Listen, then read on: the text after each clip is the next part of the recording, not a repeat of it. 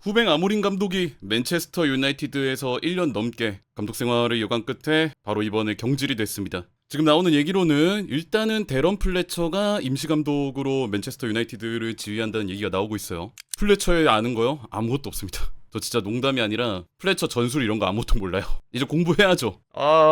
뭐 자세한 얘기는 제가 뭐 안 하려고 하는데 뭐 너무 가십거리 위주로 갈까봐 일단 후뱅 아모림이라는 감독 자체에 대해서 경질할 이유 전 이게 굉장히 충분했다고 봅니다. 일단 뭐 지금까지 나왔던 그런 승률 이게 굉장히 컸죠. 객관적인 숫자로 봤을 때 우리가 그 경기를 치러서 얼마나 승리를 가져오느냐, 승점을 또 얼마나 얻느냐, 이거에 대한 포인트에서 아무림이 너무나 부족한 모습을 또 보여줬기 때문에 일단은 객관적으로 봤을 때 이 후뱅 아무림이라는 감독을 경질할 만한 이유는 충분했다. 그리고 또 하나의 포인트라고 한다면은 저는 역시나 전술적 유연성을 좀 꼽고 싶어요. 아무림은 어떤 감독이었나요? 본인이 확고한 전술 철학이 머릿속에 일단 먼저 깔려 있고 그거에 선수들을 끼워 맞추는 유형의 감독이었죠. 즉 전술이랑 선수의 특성이 이렇게 있을 때 전술을 고르는 감독이었습니다. 그리고 얘기하는 그 전술, 본인이 생각하는 그 철학, 교황도 못 바꾼다는 그 전술, 이거는 3-4-2-1이었어요. 양쪽 윙백의 공격적인 활용, 이선과의 링크, 가운데에 있는 투미들, 후방을 바치는 백스리, 그리고 앞쪽에서 거의 완성형 포워드처럼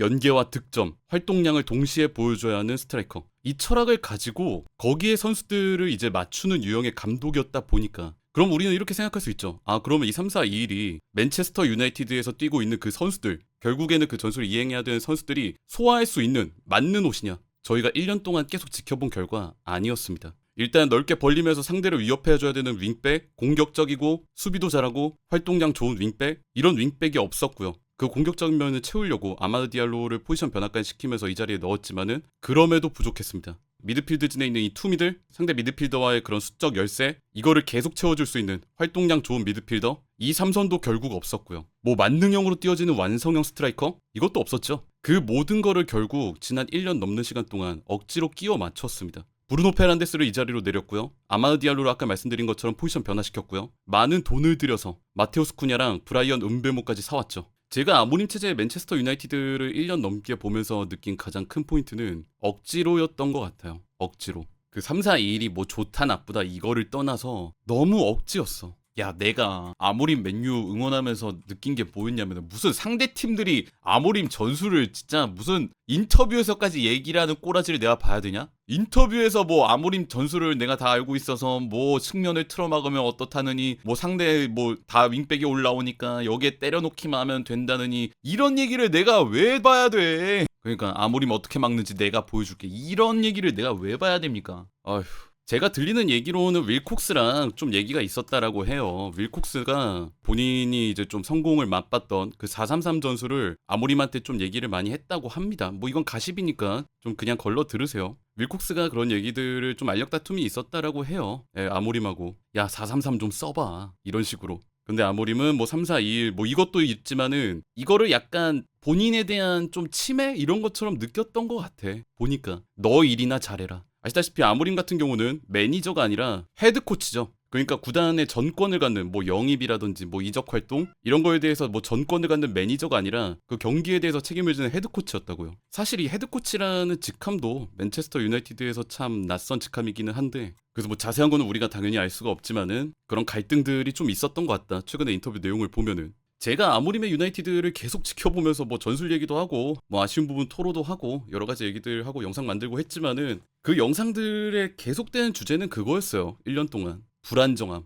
좋은 모습을 안 보여줬다라고 하면 전 거짓말인 것 같습니다. 뭐 리버풀 이기고 첼시 이기고 뭐 기타 등등 좋은 경기들을 보여준 것도 있었는데 4부 리그인 그림즈비한테 지고 10명인 에버튼 상대로 지고 그 외에 뭐 중위권이나 하위권 팀들 상대로 고전하고 울버햄튼 비기고 리즈 비기고 이 경기력이 들쑥날쑥해요. 이거는 시스템 축구가 아니죠. 이게 어떻게 시스템 축구입니까? 그 시스템 축구라고 하면은 우리가 어떤 경기를 봐도 어떤 상대팀을 맞이해도 안정적으로 보여주는 어떤 경기력의 스탠다드가 있기 마련인데 이거는 시스템이 아니에요. 이런 불안정성이 1년 내내 반복이 됐습니다. 물론 지금 뭐 아프리카 네이션스컵 그리고 부상 상황 쓸 수 있는 선수들이 많이 없어진 거 그렇다고 해서 이들이 다 있었을 때 풀 주전이었을 때 과거에 그런 불안정함이 안 보였냐 안정적이었냐 아니었거든요. 여름까지 플래처 임감체제로 간다고 하네요. 정말 월드컵 끝나고 투엘각을 재고 있는 걸지도. 야, 임감체제가 그러면은 거의 뭐 5, 6개월이야? 투엘 우리도 소시오패스 한번 가보자. 역시 소시오패스 메타로 가야 돼. 감독은 좀 미쳐있는 인간이 맞는 것 같아요. 저도. 투엘은 예전에 한번 링크가 좀 지나게 났었죠. 아모림 전에. 그때 아모림 전에, 아모림 이전에 얘기 나왔던 게 투엘이랑 데제르비 투톱이었는데, 데제르비 같은 경우는 재정적인 문제 때문에 본인이 이제 거절을 깐 거고, 맨유 아까 썼나? 기억이 안 나는데 어쨌든 재정적인 문제 때문에 까였고, 투엘은 뭐였냐면은 재정적인 문제, 뭐 돈 이런 것보다도 본인이 쉬고 싶어서였어요.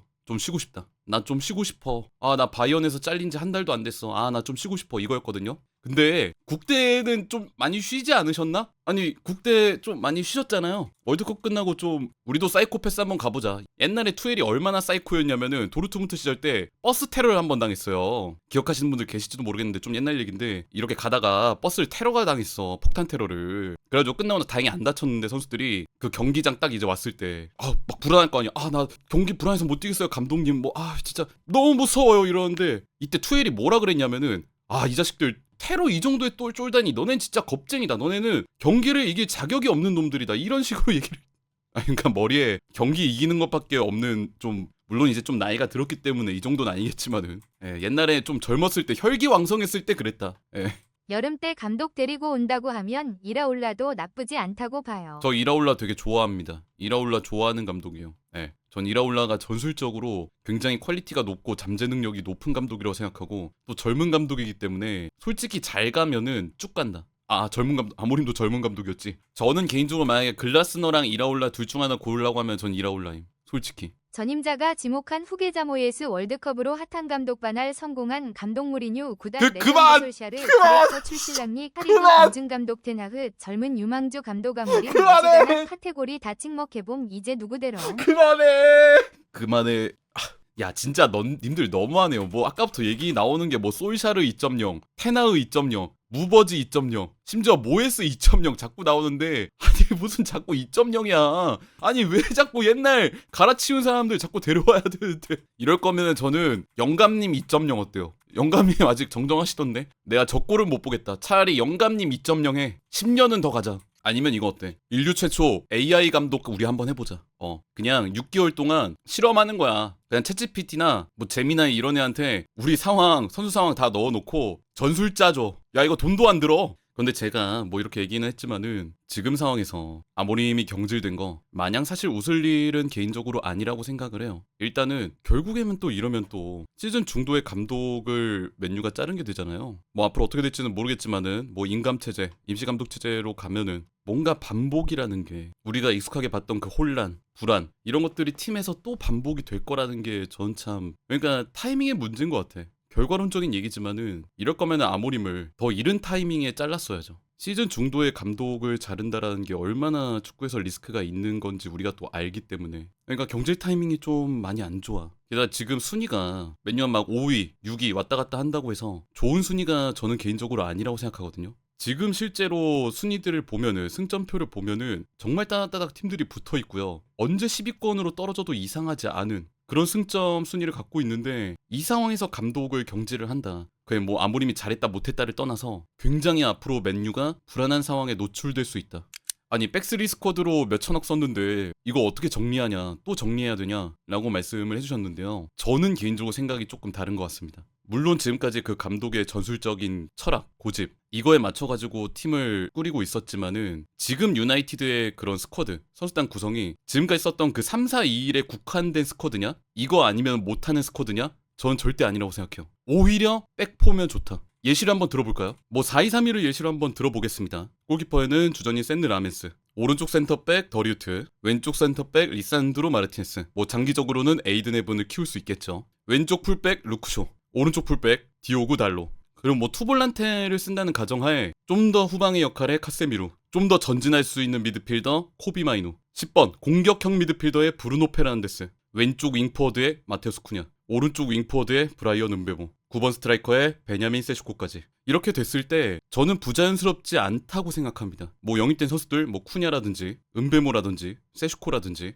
이런 선수들도 이 자리가 부자연스러운 자리는 절대 아니고요. 이렇게 4-2-3-1을 쓰거나 뭐 4-3-3을 쓰거나 기존의 3-4-2-1 시스템에서 벗어났을 때 기존 선수들, 그러니까 억지로 다른 옷을 입고 있었던 선수들이 자기 옷을 찾는 게 몇몇 있습니다. 대표적으로 달로, 뭐 예전부터 왼쪽 윙백 이 자리를 뛰다가 본인의 원래 자리 오른쪽 풀백으로 돌아올 수 있고요. 다른 선수 루크쇼. 왼쪽 스토퍼를 서다가 물론 그 자리에서도 준수하겠지만 왼쪽 풀백 자리로 돌아올 수 있죠. 그리고 결정적으로 브루노 페르난데스. 3선 미드필더로 뛰다가 본인의 주 공격 포지션 10번 공격형 미드필더로 뛸 수 있습니다. 그리고 사실 제일 기대되는 거는 마이누기도 해요. 마이누가 3-4-2-1 포메이션의 이 투미들 중 하나로 뛰었을 때 가장 애매한 선수기는 했잖아요. 그런데 이 4-2-3-1을 뛰었을 때 예전 테너 때 그랬던 것처럼 좋은 플레이를 보여줄 가능성이 상당 부분 있다. 대신에 만약에 이런 식으로 시스템을 바꿨을 경우에 애매해지는 선수가 없다라고 하면 그거는 거짓말일 것 같습니다. 대표적으로는 마운트. 저는 마운트 같은 경우는 3-4-1 포메이션에서 되게 잘 띄워준 선수라고 생각하거든요. 앞선 2선 자리에서. 근데 여기서 이제 마운트를 넣으려면은 자리가 굉장히 애매해지긴 해. 뭐 3선 자리, 중앙 미드필더 자리, 이 자리에 넣기도 애매하고 10번 미드필더 자리, 이 자리는 브루노 페르난데스가 워낙에 또 많이 뛰다 보니까 그 브루노의 자리를 차지하기는 또 애매하고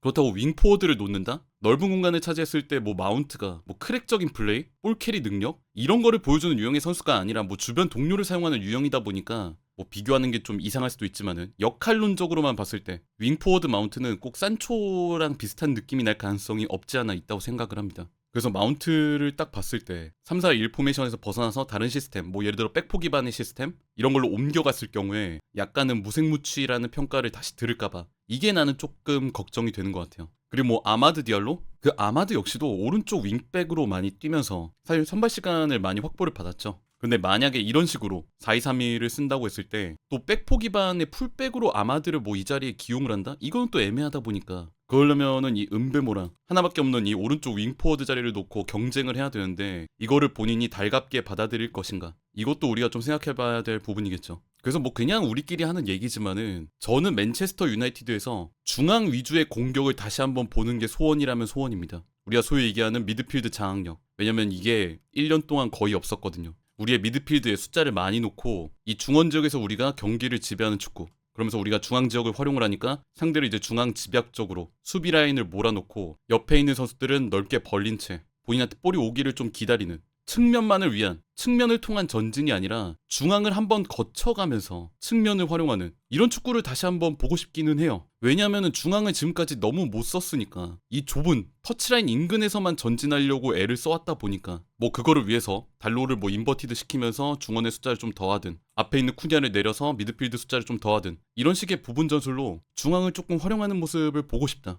그리고 또 하나 원하는 게 있다고 하면은 팬 중 한 사람으로서 유연한 전술을 가진 감독을 보고 싶어요. 뭐 우리가 이기고 있든 비기고 있든 지고 있든 똑같이 한 시스템만 계속하면서 뭐 심지어 교체를 할 때도 선수의 몇몇만 갈아 끼는 시스템은 똑같은 이런 축구가 아니라 뭐 예를 들어 우리가 이기고 있으면은 템포를 늦추고 뭐 만약에 점수를 지키려고 하면은 앞선 선수를 빼고 수비수를 한 명 더 넣는 아니면 미드필드 숫자를 하나 더 하는 또 만약에 지고 있으면 시스템을 조금 더 극단적으로 공격적으로도 바꿀 수 있는 그런 뭐랄까 상황에 맞춘 유연함이 있는 감독이었으면 좋겠습니다. 저는 그렇게 생각을 해요. 저도 뭐 전술 덕후, 시스템 축구의 덕후기는 한데 사실 이 시스템이고 전술 철학이고 이런 게 경기의 승리보다 우위에 있다고는 생각을 하지 않습니다. 저는 개인적으로. 전술 철학을 지키기 위해서 경기의 결과를 희생한다? 이거는 사실 전 주객이 전도됐다고 생각해요. 경기를 이기려고 안정적인 경기력을 유지하려고 시스템 축구가 있는 거죠. 그러니까 경기에서 이기기 위해서라면 승점을 위해서라면은 시스템을 바꿀 수 있는 감독이 왔으면 좋겠습니다.